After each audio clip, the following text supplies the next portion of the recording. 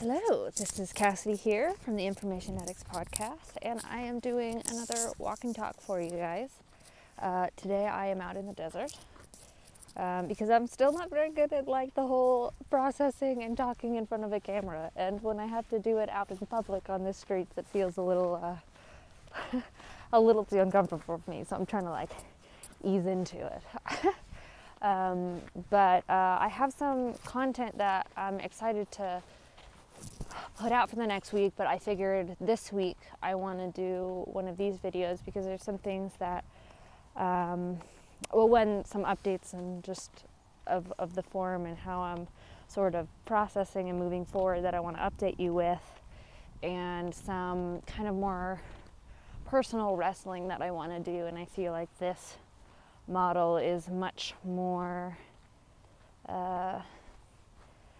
I don't want to say attuned, but suited maybe for that sort of stuff than my regular setup, and being more structured and feeling like you have to be on point or careful with everything you're saying, because there's a level of seriousness to it. So figured, hey, let's just do this and see how it goes, try my hand at it one more time.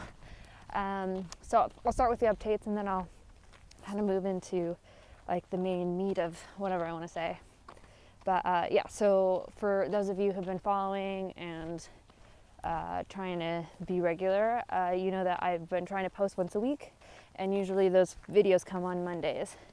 And just with how my schedule has sort of panned out and some of the new things that I've been doing lately, Monday posting is not working for me. It's just a little too tight. So I'm going to start moving that to Wednesday. So starting next week, I'm going to try to do every Wednesday a video post. And, so maybe it'll be late sometimes, but I'm hoping that change will make it more consistent and not quite as hectic on my end to try to get that content put out. And next week I've got a live conversation with Andrea with the Bangs, which I know some of you are looking forward to, and I'm really excited to share it. So that should be coming out, but it'll come out next week on Wednesday. So that's basically all the updates. It wasn't very much, but that's all I have. So yeah, I guess I'll kind of move into sort of the main topic that I wanted to talk about, which was sort of 2020 and the perceptions that I've seen a lot of people have with, moving out of that year, and some of the chaos that has come about with 2021, especially for us Americans. And, think about how I'm responding to some of those things. It's interesting because I've seen a lot of people talking about 2020 and being very thankful to be done with it, and how it's a terrible year. And on one hand, I can understand and even sympathize with that sentiment. I think there was a lot of negativity and frustration and chaos that came with the quarantining and the shutdowns and the pandemic in general, and it's definitely created this sense that 2020 needs to come and go, and we need to move on and look into a new, better world. But there's also a part of me that feels very grateful for what it brought, and doesn't feel as though it was this terrible year that I think a lot of people are, especially in media, are playing it out to be. And that kind of in some ways sounds callous to those who had really difficult times with deaths and whatever other sort of issues that came from the events that transpired with the year. And I guess it's not wrong to say that I also experienced some of those things, but I guess what I've seen through all of the chaos that manifested in my life from it, new life come out of it, and something really beautiful. And so I guess I'm just thankful for all of it, and hoping that as we continue, the chaos will continue to be bringing that. But I think as we move forward in 2021, and as we've seen, especially with some of the stuff that's going on with the rioting or the protesting at the Capitol, or whatever you want to call it, just because we've entered some new numerical year, it doesn't mean that things are just automatically going to get better. And in some ways, I look to the future and think the unintentional consequences of all of the reactionary things that we've done to help survive this pandemic are going to manifest themselves in ways that are going to create a lot more chaos. And in my mind, I'm sort of trying to buckle down and prepare for those things, and not in this sort of doom and gloom way, but kind of a way to try to figure out how do I live within that? How do I process that better? And how do I live a life that helps me to reflect the ethos that I claim to live in a world that doesn't always see it that way. And I don't know, maybe that's very cryptic sounding. And I think in my main videos I try to kind of avoid being hyper-Christian. One, because that's just not probably ever who I've been ever necessarily. Although there are probably people who would disagree with that. But I think that for me, that just language and the way they talk about that and the scope of what I'm trying to do and the bigger side of the channel is just not about Christianity. But I also can be aware that as a Christian, as someone who lives strongly, like a life strongly surrounded those ethos, it's going to seep into my life and affect the way that I live. And I think for me, I'm trying to process, like, how do I handle all of these things as a Christian, and how would that lifestyle and that vision of life, what does it call me to live and participate in this sort of new normal we find ourselves in. And it's been difficult the past couple days. The past day. I think the last few days after sort of hearing about it, I didn't run and try to figure everything out and go into this social media craze. I just stepped away, didn't get caught up in the hype, and just tried to focus on the way that I was living my life and creating some sort of beauty within the communities that I was participating in, and the people who I was participating with. And today was the first time I really started looking into some of the stuff and getting into the weeds of sort of the games that get played with information, and how we consume it, and the spirit of the conversations. And it's been a hard balance, I think, for me, because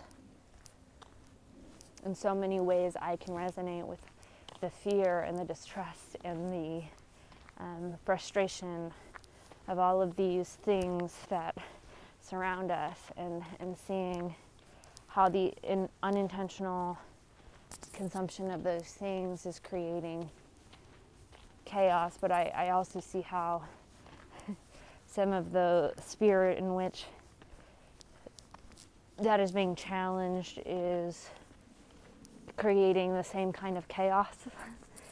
It's like they often say the political spectrum is not a straight line, it's a horseshoe. And so a lot of these extreme views are, operating in these same spirits, but sort of from different sides of the coin, and it creates this this dynamic that I think can sometimes make things much more volatile and divisive than they need to be. And I even think that a lot of times people aren't trying to be that way. They're just trying to hold to the things that they believe to be true and stand up for those things to protect themselves and those around us. And there's something admirable to that, but then there's also a chaos that comes with it all. So it's been hard for me to sort of find a way to try to navigate those things, and with everything in life, whether it's just religious or political, like I have a commitment to truth and a deep desire to see that be manifested in the world and understood. And it is discouraging to see some of the ways that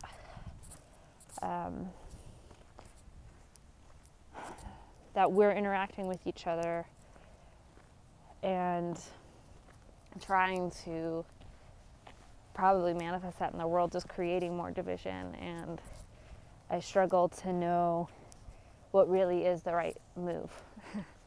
And I don't have confidence in what is. I don't have confidence in the things that are actually going to make a difference or make a change.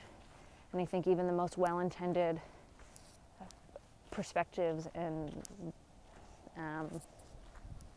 actions can often lead to unintended consequences that we just can't see. And how do I continue walking forward without stepping on a landmine, I suppose, or being blinded to some of the nuances that I'm missing as I'm trying to unpack all of these things. And I think, I don't know, I think my personality is definitely one of a sort of like a fixer or a bridge builder, and I want to see understanding be met between people. And like, even if we can't agree on ideas, like we can still walk away and acknowledge like that whatever battle this is, it's not against like other human beings, it's something bigger. And I know it's hard to figure out the right way to... Sorry, there's lots of holes here, and I'm afraid I'm going to step on a rattlesnake.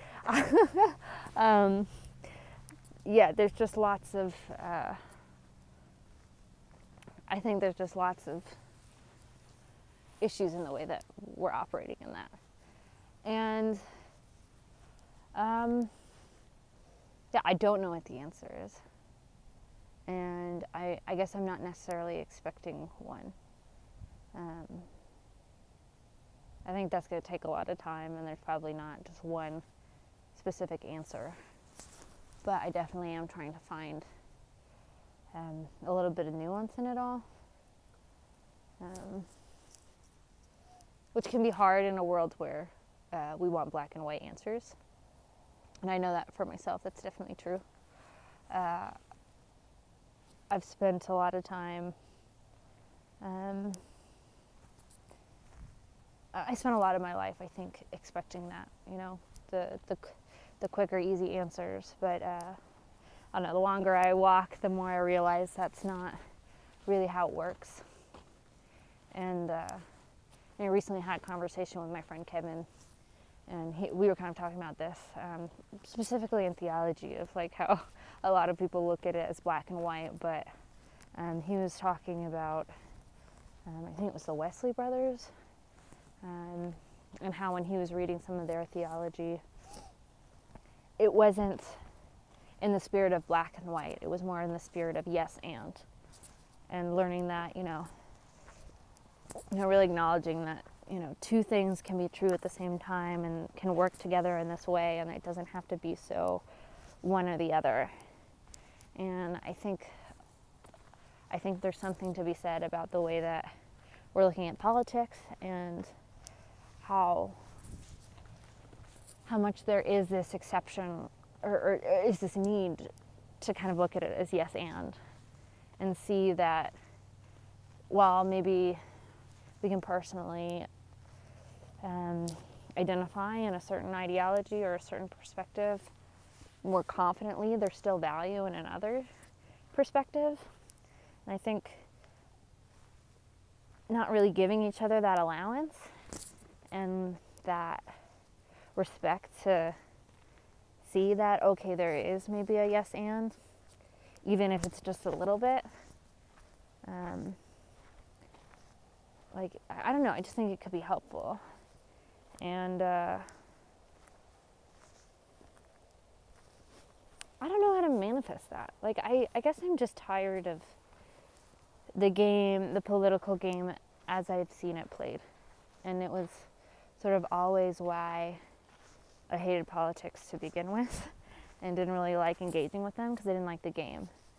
And then I think when I started getting really interested in philosophy and epistemology and like moral implications of things, politics became a little more interesting to me, in the way, like, how do we use those sort of things and the way we're thinking to help us come to an understanding of what we support politically. And it's just such an interesting thought experiment, but it's hard when it's done in a spirit that isn't quite open to, I don't want to say open to truth, because I don't think that's exactly what it is. I think just more of an acknowledgement of the complexity of, like, what's going on here and how to operate in that. I'm sort of stuck in a little forest here, so I don't know where I'm going. I'm just sort of wandering. I'm going to turn around. Oh my gosh, this is a mess. But yeah, I mean, I don't even know if this is coherent or making any sense. I think for me, I'm just now trying to really stop looking at others and putting some sort of, like, idea of how they need to act and operate in the world, but, like, figuring out what I really think how I want to operate.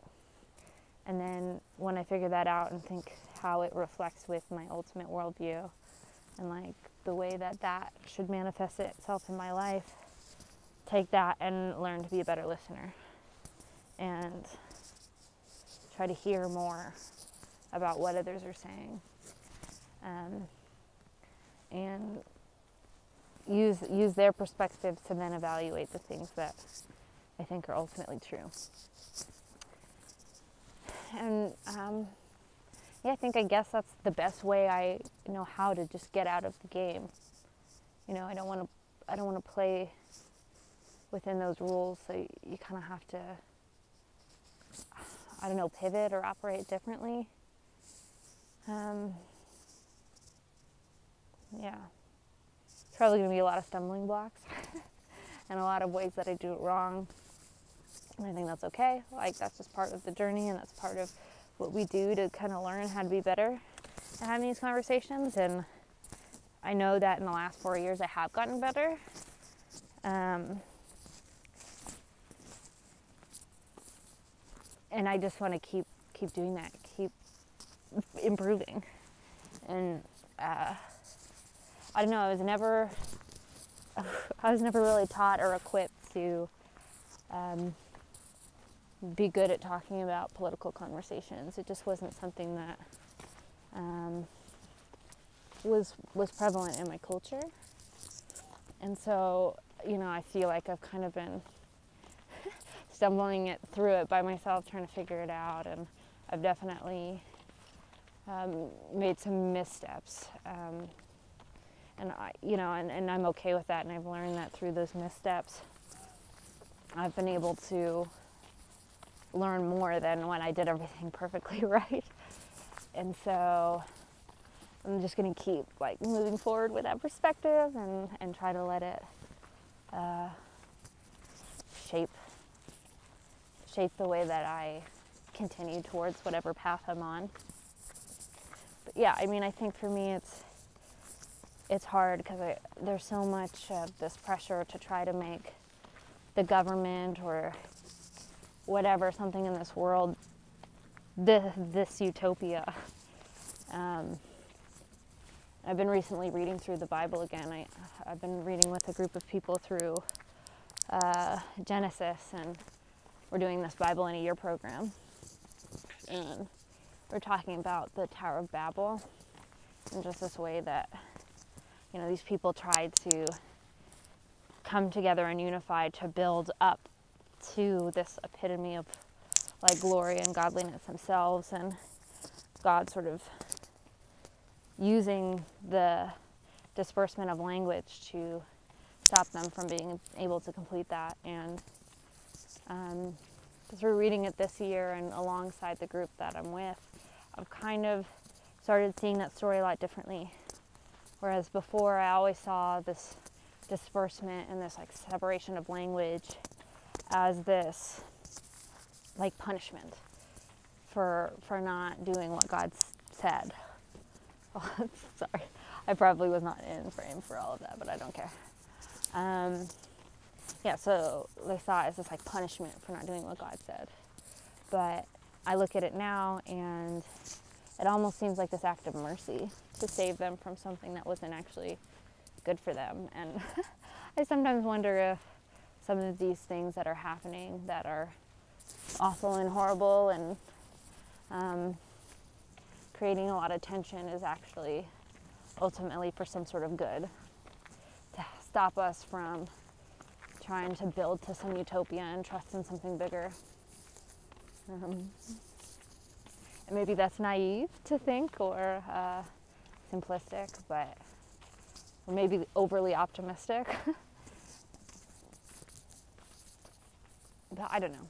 I think that whatever's going on, that something good can come from it. And